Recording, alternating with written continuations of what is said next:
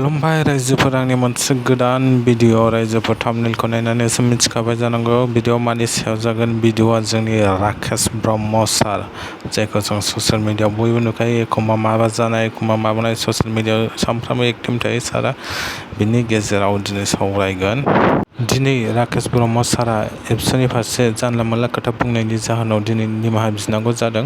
नैबे भिडिअनि गेजेरजों फुल डिटेल्सखौ होलांजोबगोन रायजोफोरनोसो जोबजासिम नाय भिडिअखौ। जोबजासिम नायाबा बुजिनाय नङा। आरो जाय गोदान साबस्क्राइब खालामना हो आरो कमेन्टखौ हर। बुलावफै जादों रायजोफोर। जिखुनु जाया भिडिअखौ नायलांजोबबानो जाबाय नोंसोर जोबजासिम, होमबासो बुजिगोन। नङाबा बुजिनाय नङा नोंसोर। बेवहाय